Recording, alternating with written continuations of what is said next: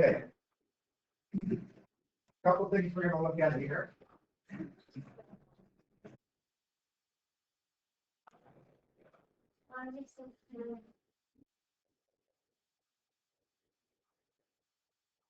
Nice, it's really nice.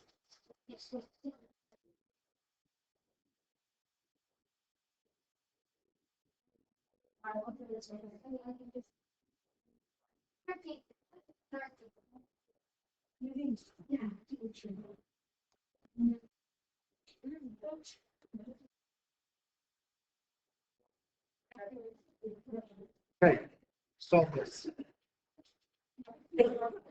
Solve this.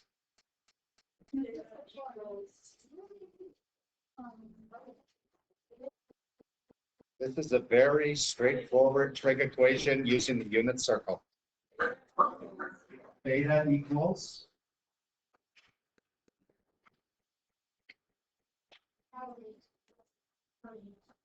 where on the unit circle at what angles is the x coordinate 0? 90 degrees, but in radians? Pi over 2. Any others? 3 pi over 2. Okay.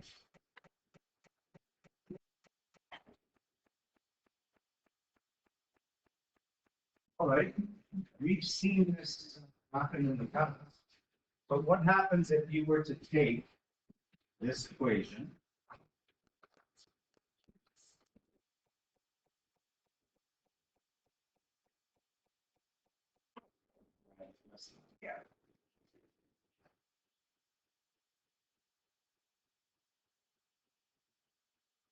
stack each side of it? So we're going to graph y equals cos theta. We're going to graph y equals 0. Well, what's y equals 0? That's pretty straightforward. Horizontal, where y is 0. In other words, the x-axis. Well, I guess this would be theta axis technically. That's okay. All right. Cos theta. Well, remember cos theta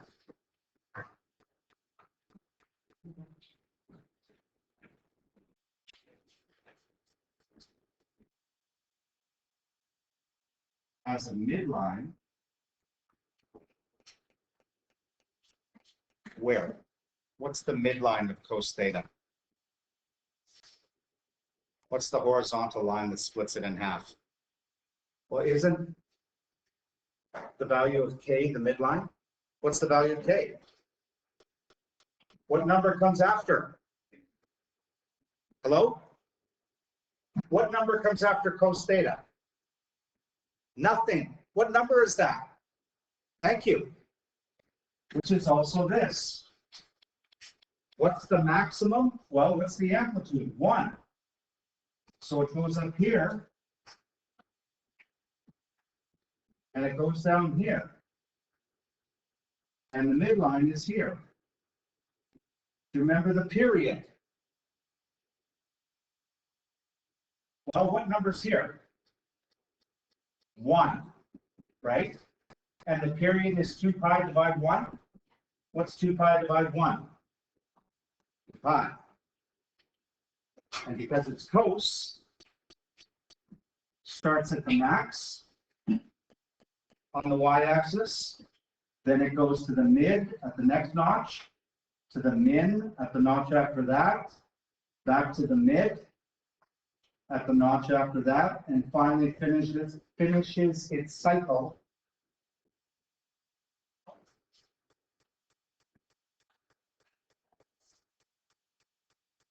there. Remember, the blue line is y equals 0, and the red curve is cos theta. Where do they intersect? Here and here.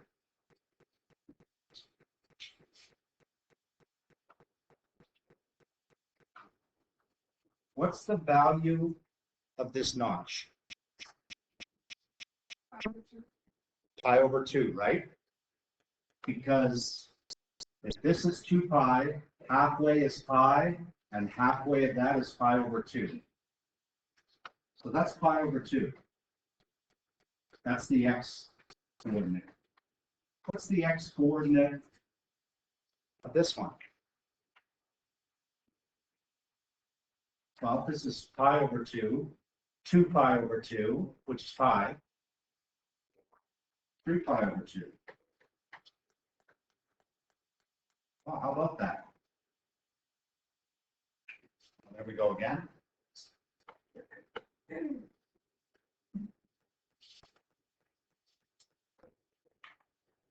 Notice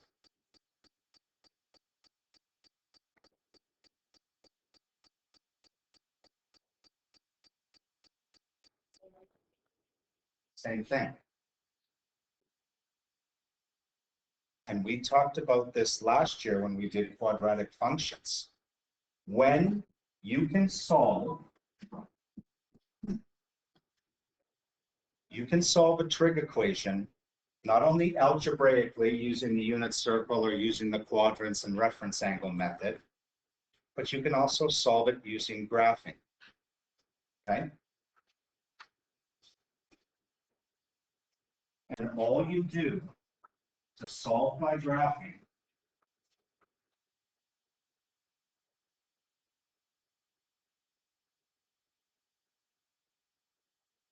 is you graph each side of the equation.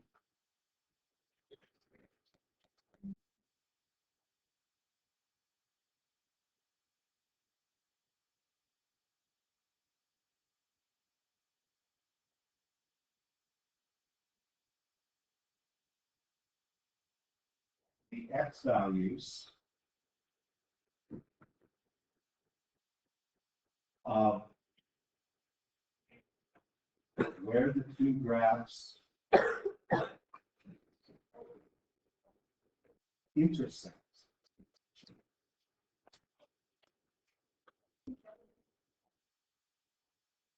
The solutions.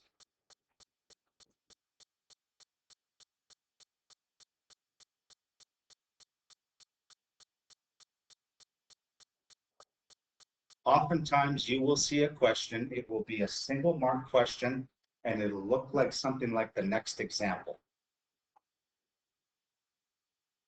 where you're given two functions. We have a red horizontal line, and we have what looks like a sine or a cosine function. Okay? We are asked to find the solutions to these two functions when they equal each other. Well, where do they equal each other? Where they intersect. That's where they equal each other. So at this point, and at this point, well, at this point, x is about what? 1.1, little over 1, 1.2. Say 1.1. This one looks like it's about, anyone? 4.5, 4.5. That's it. If ever, like, don't get thrown by a whole bunch of fancy notation. If you're given an equation and you're given the graph of each side and you're asked to solve it, find where they intersect and write the x values. That's it. So that's how we can solve a trig equation by graphing.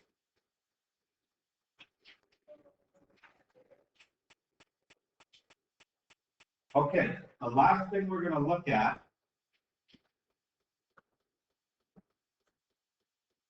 is problem solving. Let's put that away or I'll confiscate it. Put it away.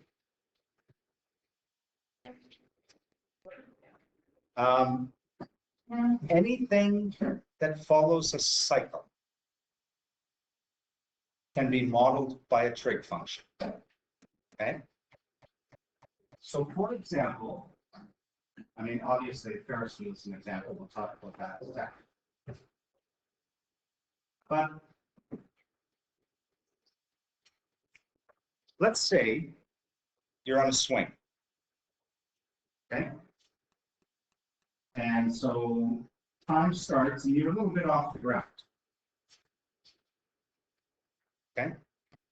Well, what do?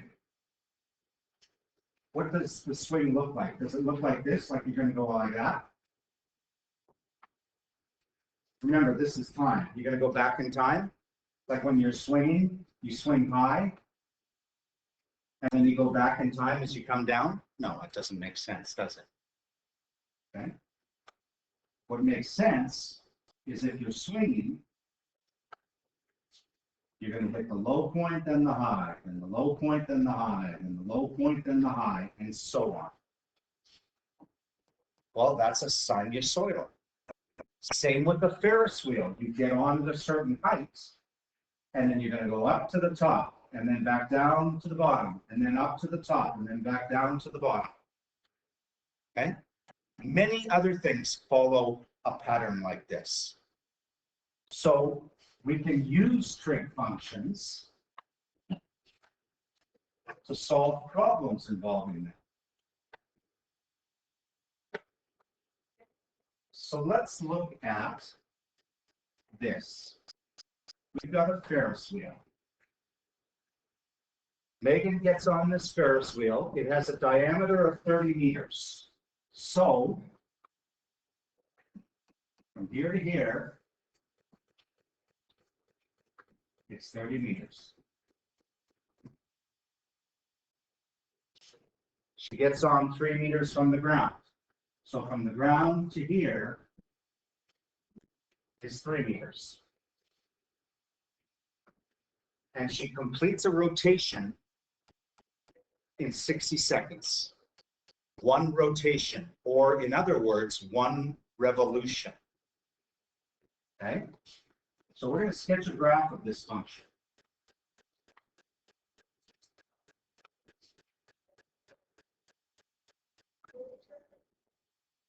But instead of x and y, the horizontal axis is going to be time.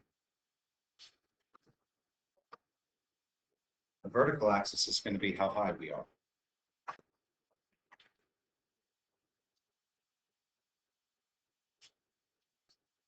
Okay, she gets on at the ground, right? Or she gets on when the car is at its lowest. What's the height when she gets on? 3 meters. So our graph is going to start here.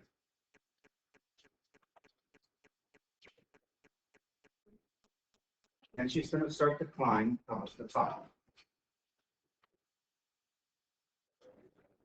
She's going to start to climb up to the top. What's this top? Sorry? 30.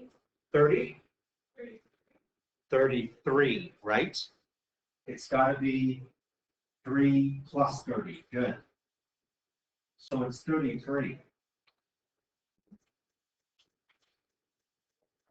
And then she comes down, hits the bottom, where it's 3 meters above. And then if she decides she gets off maybe, or she continues for another ride. Remember, this is time. What's this? 60 seconds. And remember, sine and cos follow 4 notches. So I'm going to put 4 notches.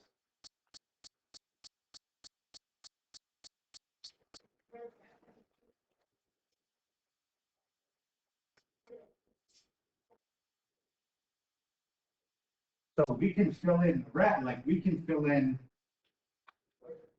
here's our maximum line. Here's our minimum. Where's our midline? How would you find the midline? Isn't it halfway between these two? So how do you find halfway? Yeah, add the 2 and divide by 2. So to find the midline, it's just 33 plus 3 divided by 2. And that's going to give us 18, which makes sense because it's 15 below and 15 above. So the midline is here. And we can finish our graph. Remember, here we're starting here, and then the first notch, we're at the midline. Second notch, we're at the max. Third notch, we're back to the midline. And fourth notch, we've completed the cycle. So there's a graph of the situation.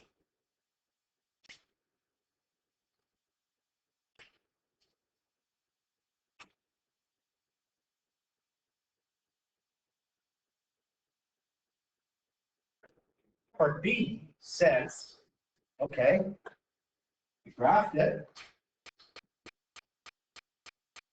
find its equation. Well, remember to find the equation if we've got the graph. A,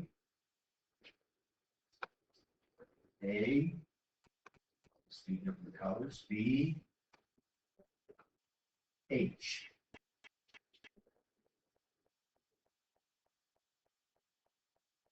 Well, K and A we can get pretty quickly. K is the midline, Which is what?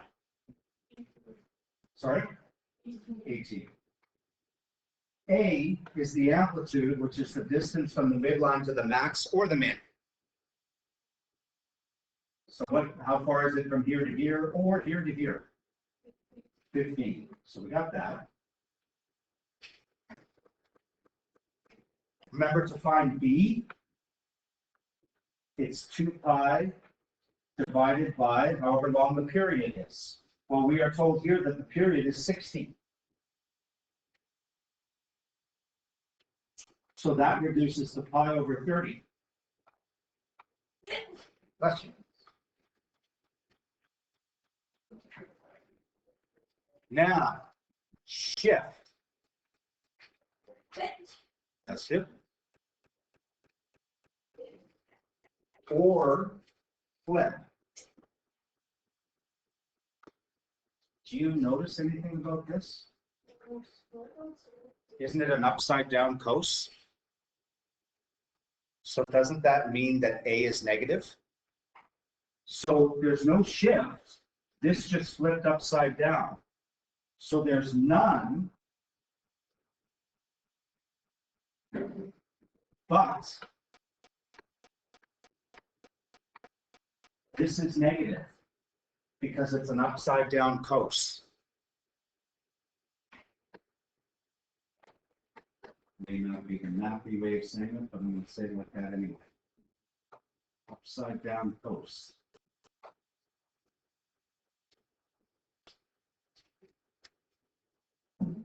So now we're ready to write our equation. Y equals A, which is 15.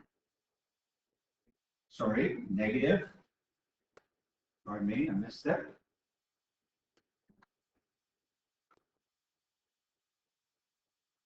Cos. And then B, which is pi over 30 times X. No H to put in there, so we don't need brackets. Plus 18.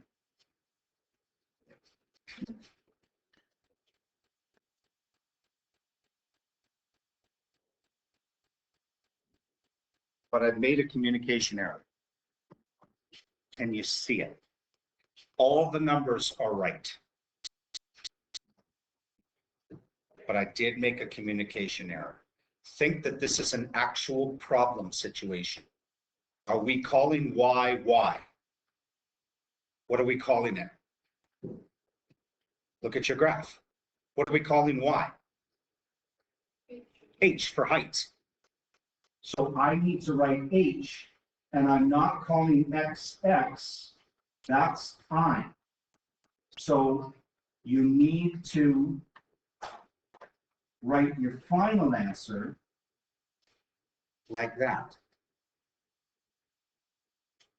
And most of these, can't even think of an example where it wouldn't, the two variables will be x is time and y is h. I don't want to say 100% of the time, but I think it's a lot. Okay. Okay. And then you could be asked questions from this. I could say, how high is the Ferris wheel after 6 seconds? Plug 6 into here, calculate all of that to get your answer for your height. Okay.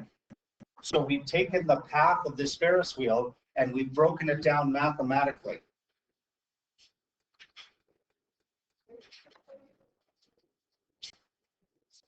Okay.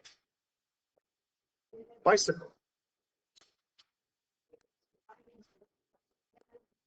Pedal on the bicycle has a maximum height of 30 above the ground and a minimum height of 8 above the ground. Obviously, it can't be scraping the ground, otherwise it'd be hard to pedal.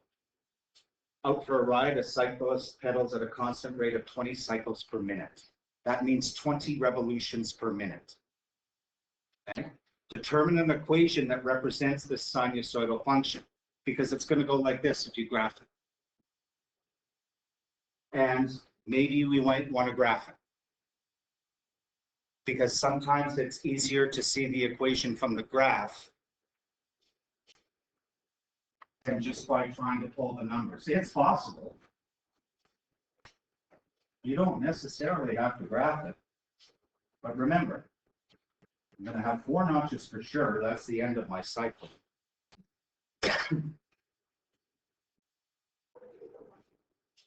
What's this one? This is the minimum. What's that value? 8. Because it's 8 above the ground. Okay? So remember, this is height. This is time. And it reaches a maximum height of 30, correct? Which means what would its midline be?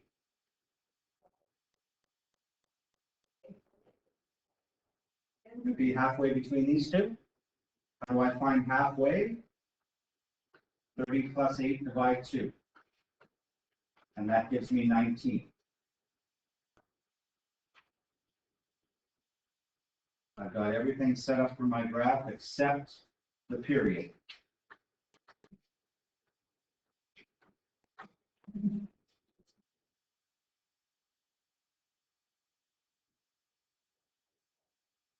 This one's a little, you got to think about this one for the period. Right now, the only thing I know about is that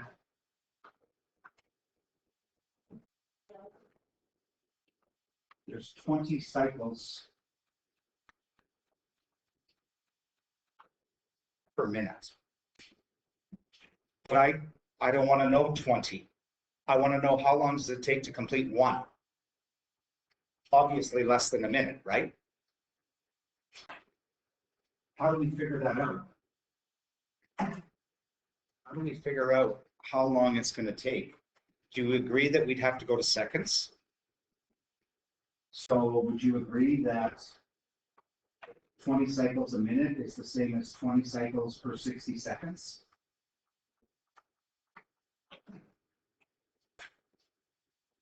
Well, if it takes 60 to do 20, how long does it take to do 1?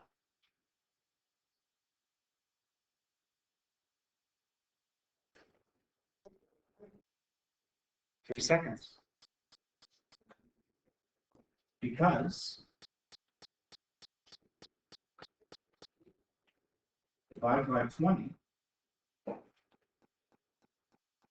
divide by 20. So 1 cycle every 3 seconds. That's how you find it. That's a rate. You're finding an equivalent rate. And we do it by division. To get from 20 to 1, you divide by 20, which means you got to divide the time by 20. So that means that this is 3.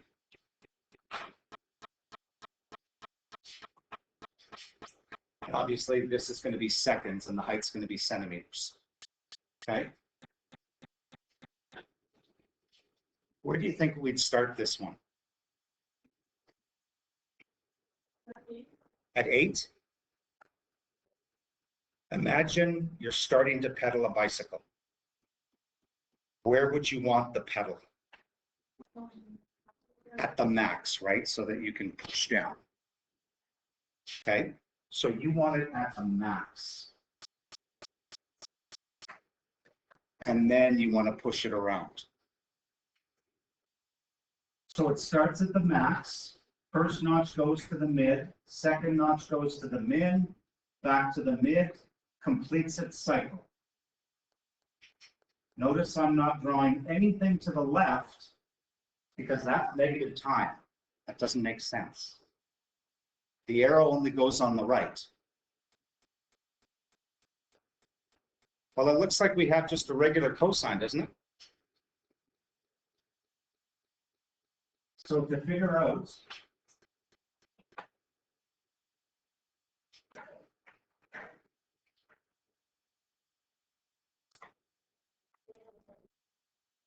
what's K?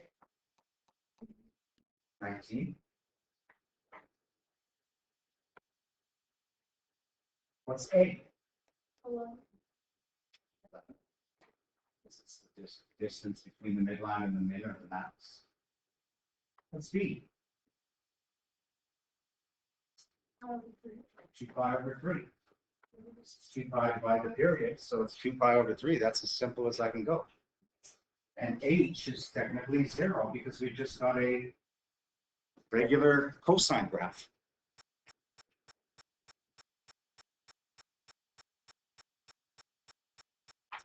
So the equation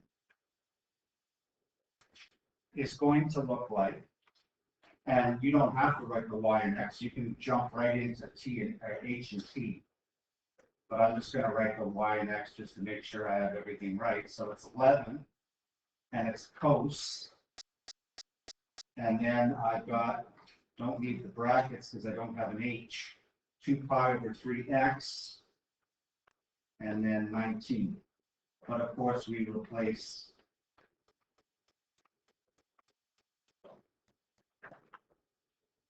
y with h and x with t. So that's our equation. It is possible, like I said, to get it without graphing. But it could be a little difficult.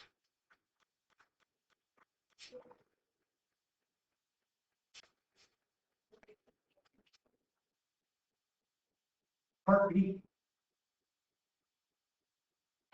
You're actually asked to use this equation. What's the height of the pedal at 2 seconds? So that means I got to plug 2 in here.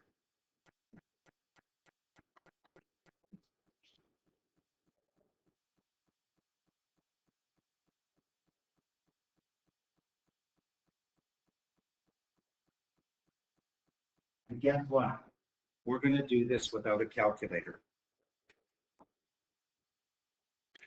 Yeah, we're going to do like. Yeah, that's a calculator. Yes, thank you for holding it up as an example. I know, I'm kidding. Watch. What's 2 pi over 3 times 2? 4 pi over 3.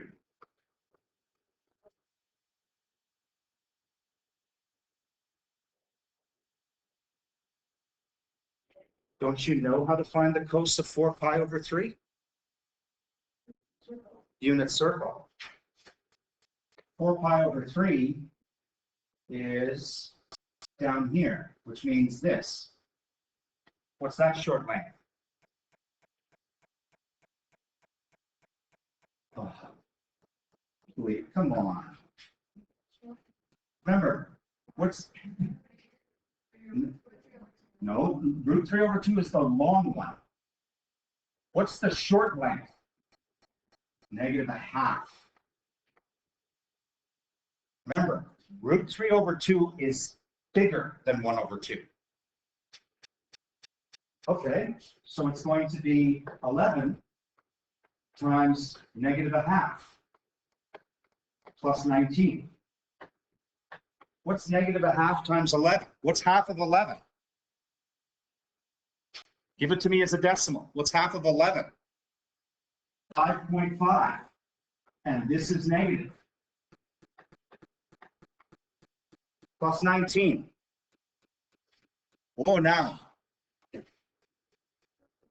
Yeah, come on.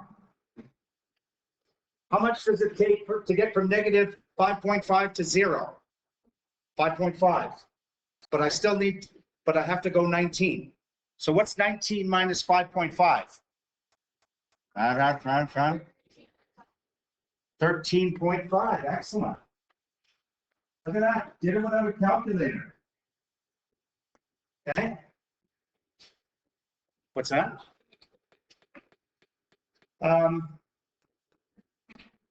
Yes. To be honest, I haven't seen a question like this for a long time, but I still wanted to just show you how we could use it. If it was, they would try and make it as pretty straightforward as possible without too big a numbers. Yeah. Is a question like this one up here saying going to be on our next semester? Oh, yeah. Next test is a week today. It's all good. It's all good. It's all good. You know what?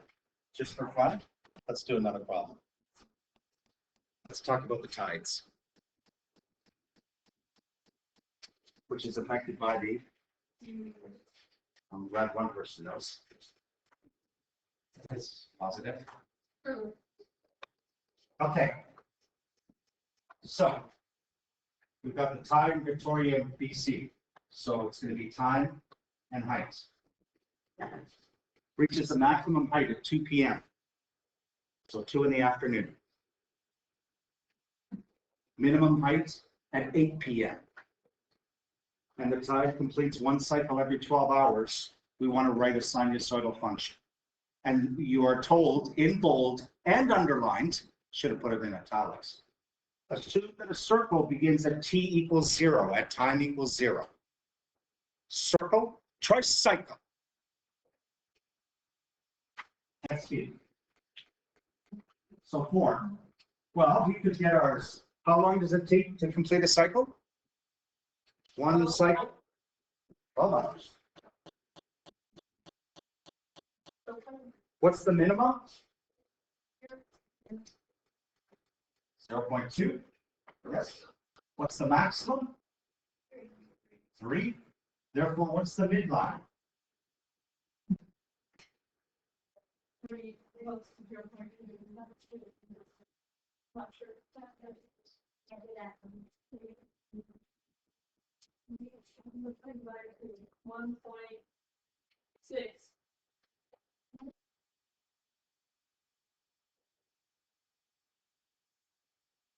1.6.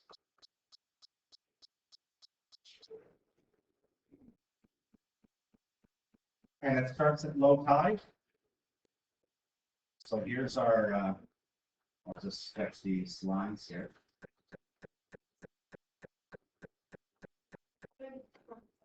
Starts at low tide. So at the minimum, first notch goes to the mid, and to the max, and back to the mid, and then finishes at cycle 12 hours later. Starts here, curves up and down, and we'll continue on. A lot of times you will find it will be a flipped post graph. A lot of times.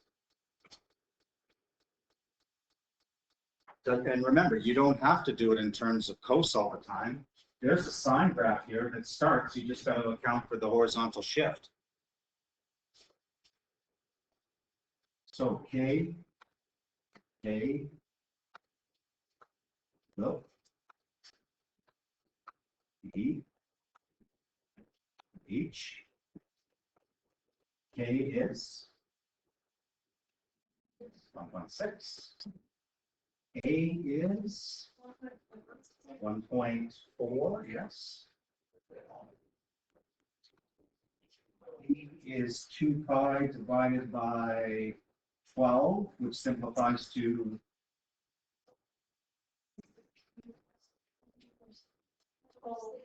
pi over 6.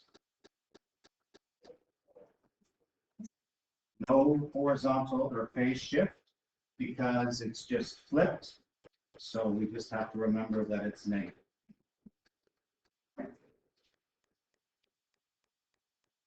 And we're ready to write our equation. So I'm just going to jump straight into the final answer. Instead of y, I put h. It's negative 1.4. Cos. Don't need brackets because there's no h value. Pi over 6, not times x, but times t. Plus k, which is 1.6.